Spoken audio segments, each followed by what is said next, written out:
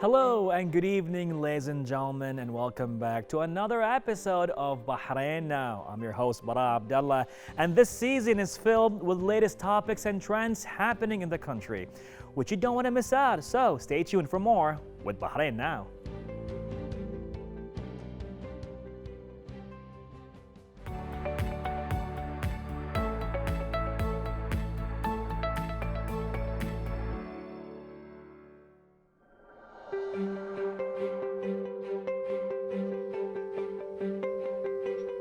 Ladies and gentlemen, Ali Taqi, a certified professional coach who has been shaped by many cultures and experiences and brings with him a wealth of well-rounded perspective to coaching and focuses on the purpose and transformational coaching by igniting others to lead the life they deserve, having completed his certification as a professional coach from the International Coaching Academy. Today, with us to share his experience and journey, let's watch the next video first.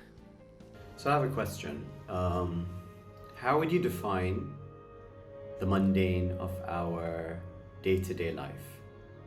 Like, I would look at it as that colorless, ordinary parts of the day that are just like,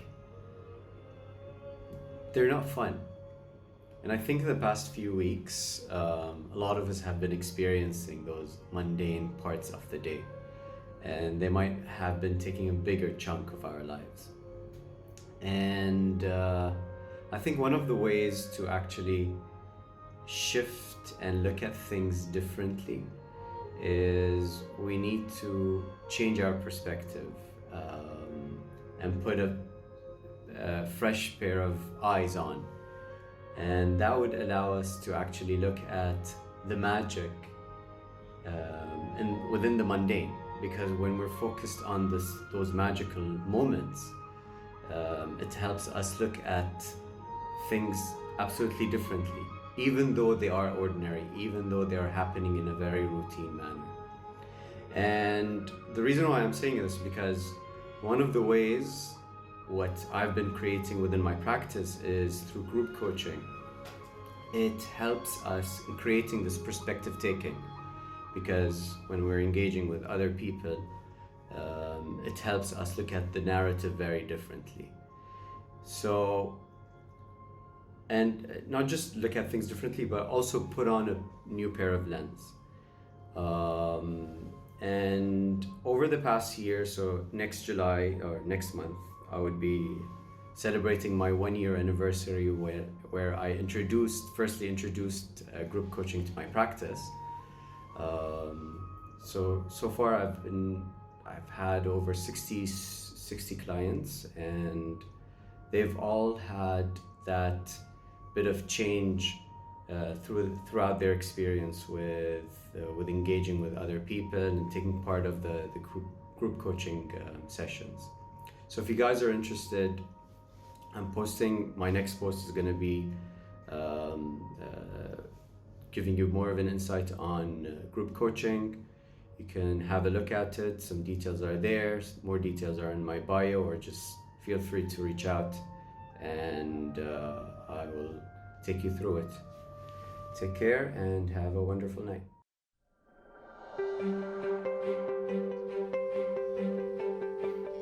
Well, ladies and gentlemen, we are honored here to be joined with Ali Taqi himself. Good evening. Good evening to you too. Thank you for having me. It's such a great opportunity. It's a pleasure and an honor. So, life coaching, what inspired you? Why did you become a life coach? Very interesting question. So I think one of the things that really inspired me was I was looking for an answer. And you know, sometimes you go through life and you're not really satisfied.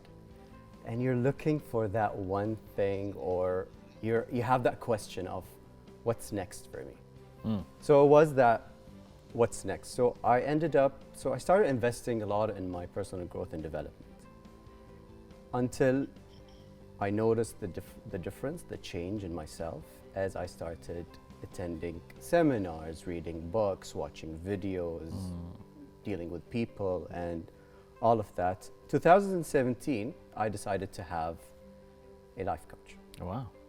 But the purpose of it was in order for me to grow and be able to achieve a goal. So I dived in this journey with him for 6 months, and we would meet every 2 weeks, discuss the work that we used to he gave me. After the 6 months, that's when I started to notice the change. So what hit me is, whenever you want to achieve something, it's working on yourself inwardly. And that's how the world around you starts to change. Once that changed, the language, the mindset, the being, your attitude is completely different. I did not get what I wanted, but I was not the same person that came into that coaching journey. And that's when people were like, why don't you become a life coach? Why don't you become I don't need to be a life coach. I have a full-time job. I had something that I was working on. But it was just, when people are it's just the universe is telling you. Right. So many different signs. So I'm thinking, why not? If I have the ability or the characteristics or the persona, basically, to take people through a coaching journey and give them what I was able to get from my coach, why not do it professionally? And 2018, I decided to join the Coach Academy, and who's certified by the International Coach Federation. And it took me 2 years to complete that certification. So it was a process, and I had to basically build everything from scratch, because my perception of what coaching had to change when you're in an entity that is going to teach you the right way on how to deal with people and how to create that space. So ideally, what I wanted to do is give back, because I know so many are in my shoes when I first started. This growth and personal growth and development journey. I'm pretty sure there are a lot of people who want to know and discover what's their why, discover their meaning, discover their purpose, or have someone to talk to whenever they come through a challenge or obstacle. And that's why I started coaching. I'm just listening to you, and it's like listening to a podcast. It's like I can see you right now on stage, and it's like, this guy is a speaker. He is a life coach. Definitely. This is amazing. Well, we do appreciate you following your dreams and your why at this point. So now you can see that life coach does help a lot of people, right? Yes. So in what way have you seen that change in people? So a lot of times, the change comes from trying to overcome a certain challenge or obstacle, or having some sort of clarity in their life. And to also build in on inward awareness. So to work on themselves inwardly in order to have a better life. So coaching is all about taking you from one level to the next level. It's focused on the future, focused on the path that you want to create for yourself. That's basically what coaching does. It's to develop the goal, the path that you desire, and then you engage in a communication, in a dialogue with the coach to allow you to understand what's stopping you, what are those inner beliefs, what are those things that are creeping and hijacking your mind, and be able to overcome them. And everything is unique to you and to you only. That's what coaching does. It's very interesting that just a few days ago, I was speaking to a friend in Kuwait, and he's been telling me, I think that's it, I need a life coach. And you don't hear this a lot, even in my environment, although there is a lot of culture, or there's a lot of awareness surrounding the life coaching educational culture, but it's not like every day you get to hear it. So listening to you right now, it's like, that's exactly what he said. He wants clarity. This is beautiful. So now with the pandemic and COVID-19, did that give you an eye-opener to the whole life coaching journey, or was it more challenging? What happened? So, I think going through the 2 years of coaching school, everything was done on Zoom. So here I am, ready to take clients online. It wasn't really a challenge. But I think what the pandemic has caused was people wanted to connect. People wanted to reach out. People wanted to understand what's next for them. Because what happened was, a lot of us were isolated. A lot of us were spending more time alone. Before COVID, everyone was extremely busy, socially active, going to the gym, doing this, doing that, traveling. So you would have to we were spending a lot of time with our thoughts. And that's when a lot of people were like, what's next for me? What am I doing? Wow. So you start to think inwardly, well, like, you might get, like you feel like you're stuck, or you feel like you can't really talk to someone. So I decided to, as I shifted from my full-time job and I started to pursue coaching as a full-time, full-time, one of the things that I created was group coaching. Okay. To get people together, Right. take them through a journey of learning and growing, and connect, create that dynamic, Right. allow them to see each person's perspective. Because when you have a shared stories between people, you don't feel alone. Huh. You don't, because there's you feel that essence of a shared humanity between all of us. Okay. Wow, that's a beautiful story. And not only that, I can just feel the journey as well as you're taking step by step. So now, with all that being said, the pandemic, the journey, and now I think right now pretty much you are in an active place, I would say. Yeah. Like, you're out there. Do you call them clients or do you call Clients. them? Okay. So now, are you busy with your clients? Like, Yeah. is it, like fully booked, right? Can you squeeze in something for me? Because I think I need life coaching, that's for sure, Because you just said it yourself, is what's next, right? For the last 1 year and a half, a lot's been going on, and all of a sudden we were so busy with that rat race and everything stopped. So now, do you see there's like a common belief in Bahrain because of COVID-19? Do you see Bahrain has this pattern when you meet all your clients? Have that occurred to you? Yeah, I've seen I wouldn't say a pattern, but because each person's narrative is different and unique to them, but you can see some commonalities when you go on a deeper level. Okay. And I think some of the things that kind of like emerged is, am I alone in this? Am I alone in this thought process? Am I alone in this thing that I'm going through? So that's one of the things.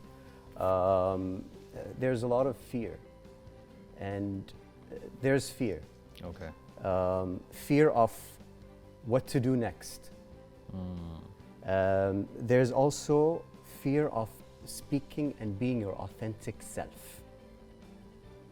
Because sometimes within society, whenever you want to show who you truly are, there's always that, if I do, will people like me?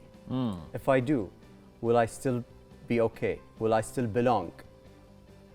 Okay. Okay.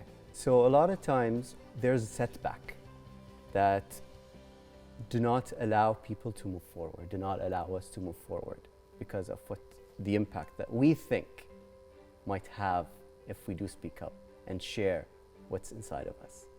Wow. I mean, do you mind sharing how do you take a person from that point to being more free and unchained? I mean, that is so true. Like, a lot of people don't want to reveal who they are, whether, they just studied somewhere outside, they came here and they adapted a different culture, or they're in Bahrain, they come from different, like I say, the mom is from culture, dad is from different culture, and you're just like a breed, and the fear of not being accepted. So can you share, like, how can you take a person from that point to be more free and unchained? It's through engaging in a dialogue with them. So whether it's on a one-to-one basis or on a group, so on a one-to-one basis it's different. It's just me and you within that space. So it is tailored to you and you only. So the questions are, you would start by just talking, and then I would be able to detect and be curious about why is that? What's this behavior? What is this emotion that's coming up through this conversation? And that's how we can go a bit deeper and see where the client is going to be directing us within the conversation. So my job is to really understand the behavior, the attitude, whatever is coming up through this conversation. Because sometimes something is surfacing, but it's really something else that is creating whatever is surfacing. And that's what happens a lot of times. This is my problem. Okay, let's talk about that. And then as they are sharing their story, you're like, okay, what about this? What about this that's coming up? Right. So you start to link and see that the core is something else that's creating the surface that for them that they assume that's the problem. So you need to bridge that for them. And that only happens through conversations, through questions, through observation, through the behavior and understanding the emotions of the client that's in front of you. That's very interesting. I mean,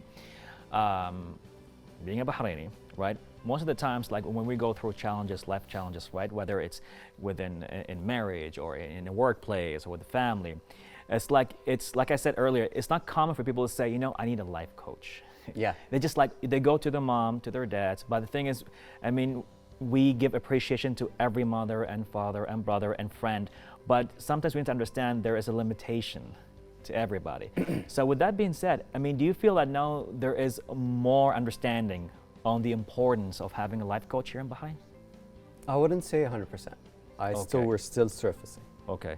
Like the whole understanding of mental health, like whether you're a coach, a therapist, a psychiatrist, we're all under the same umbrella, but we have different methodologies and different tools or assessments that we do and we use. Like certain clients I won't be able to handle. When it comes to family or going to friends, Right. you need to make sure that you're reaching to the right person, because what happens with people, there's a lot of judgment, and that judgment comes from protection. Right. So if I'm sharing something with a close family friend about maybe something intimate, but it's very hard to eliminate their judgment Right. from what I'm actually looking for. So many times it is put there. So the coach knows how to not lead and just be curious, where's this really coming from? And that's the thing that happens within a coaching space. Judgment is eliminated. You're not supposed to be judging, you're not supposed to be leading. You're supposed to be listening and be just present with the client. Wow. Just you and them. I can only imagine the amount of experiences you had. like right now I can feel it with you, to be honest. It's like I feel safe. Yeah. Like I'm listening and I'm giving you all my attention. It's like, wow, this is beautiful, you know, just creating that safe haven, that the vibes that you give is, I mean, I think it's a lot of practice, right? It's a lot of practice, and it comes naturally, it comes with practice, but it's a feeling that you have to give to the client, because trust is not something that I'm like, here, this is trust, take it. It's, just trust me. Right. No, it doesn't work like that. Trust is a feeling. And with relationship, trust is established over time. Right. Through being vulnerable, through understanding, there's so many things. But trust is something that we have the power of intuition. You're able to detect it through energy, like, you know what I mean? Because part of our higher intellectual faculties, we have intuition. It's that gut feeling. Right. And that's something that you can sense by reading a person. Wow. Because they're detecting a certain vibe when, one person walks in a room and they're like, it would just brighten up the room. One person who's extremely dull, Yeah, it's like what just happened? The lights just go off. I just, disturbance in the force. Yeah. Beautiful, beautiful. Okay, how about we take a small break, as I guess we have something coming up right now. Well, ladies and gentlemen, don't go away. A little video and we'll be back. Negative self-talk, something that we experience, think on a daily basis, but a lot of times we go through this more of a spiral that it consumes us, and we end up in more of a kind of like a dark hole, and we can't really understand how to exit from it. So one of the easiest ways to exit from this negative self-talk is mixing it with empathy, and that requires you to share your thoughts or your story with someone that you trust, that is going to hold a non-judgmental space and just allow you to express what you're feeling and what your thoughts are. And when that is exposed, it kind of like withers the negative thoughts that are in your mind, and you start to feel better. Now, choosing those individuals is where you need to be a bit more cautious. So it's certain people that you trust that are going to hold that non-judgmental space. And if it's a challenge to find friends or family that can hold that space, there are other professions who are more competent, that are linked in the mental wellness scope of work, such as coaches, such as therapists, that can foster that space for you in order to get you out of the negative self-talk. Well, ladies and gentlemen, a lot can relate to this mental health at work. So that's like a big issue to a lot of people. Like, everybody. I wouldn't say some people actually are doing their best, they're making it happen, but it's very common to hear people having mental issues at work. We're talking about pressure, leading to depression and all that kind of stuff. So what can you tell us? There's a lot to tap into or unpack within just a broad topic Right. of mental health at work. But I think I can name a few factors that play an important integral role in like having a non-toxic or a safe environment. So culture plays number one. Culture, the culture that you're in. And the culture is defined by the people. Right. And it's not something that it's just passed on from one individual to the other. And Right. it's part of the organization. So sometimes you would join and you blend in within that culture. Right. You don't have Right. certain habits, you don't have certain beliefs, but they just, you just become part of them. So culture plays an important integral environment. So having a toxic environment, having a growth and positive, optimistic environment. It creeps in, right? Yeah. And I think one of the most important factors is leadership Right. within organizations. And just saying the word leader, and the reason why I love to use the word leader, because a leader comes with certain characteristics, Okay. certain personalities, certain aspects. And I call him the guru of leadership is John C. Maxwell. Oh, yes. John C. Maxwell Yes. wrote 21 Laws of Leadership and the 5 levels. 5 levels are position, permission,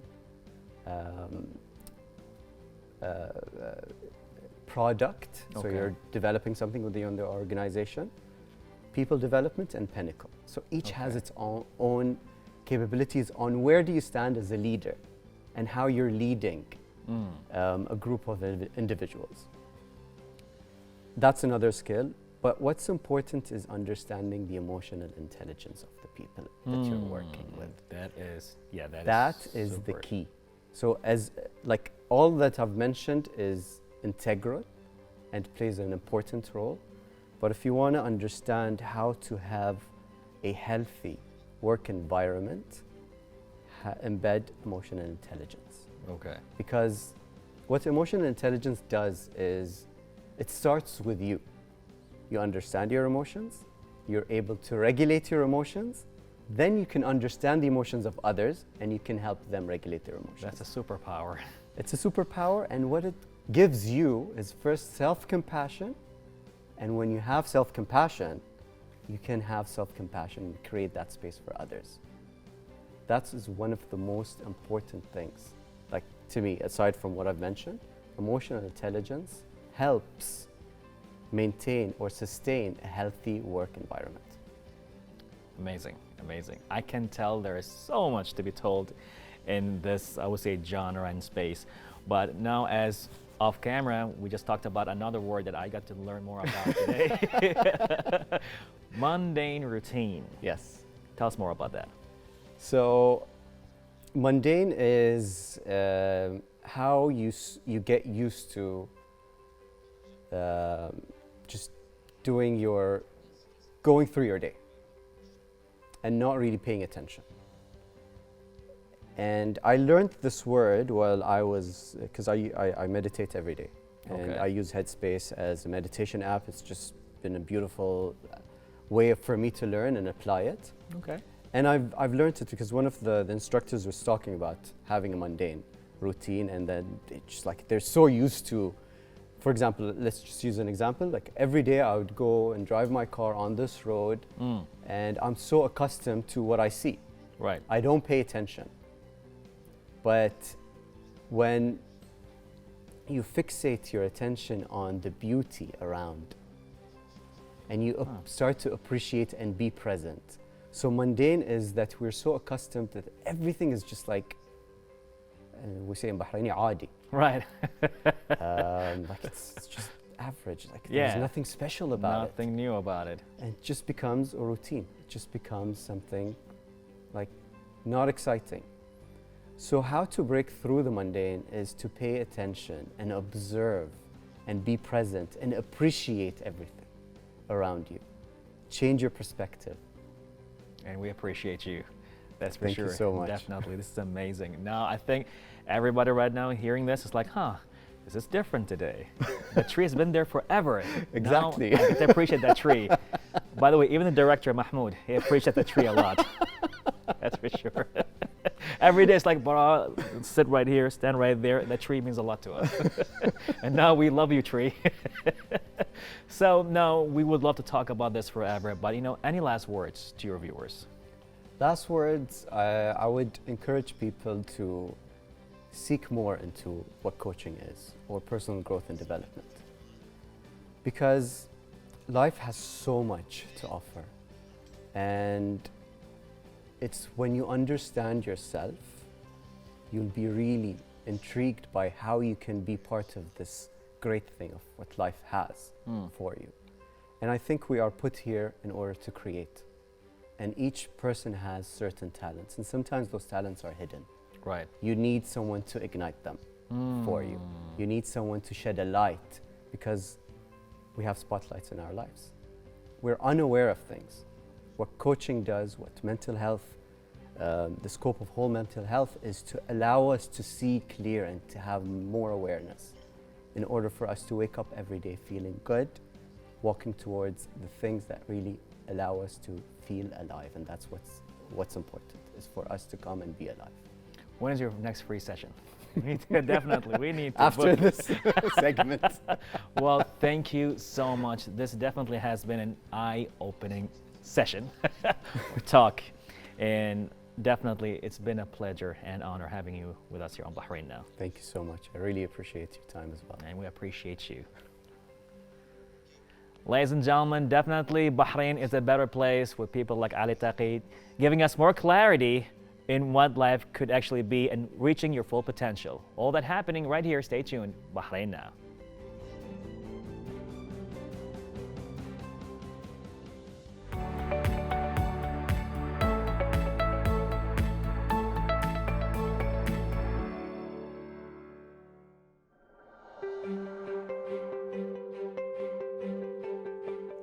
Well, ladies and gentlemen, we have reached the end of tonight's episode, and I hope you enjoyed it as much as I did, featuring our inspiring guests. Don't forget to reach out to our through our social media accounts shown below for more information and updates. I'm Bara Abdallah. Goodbye and God bless.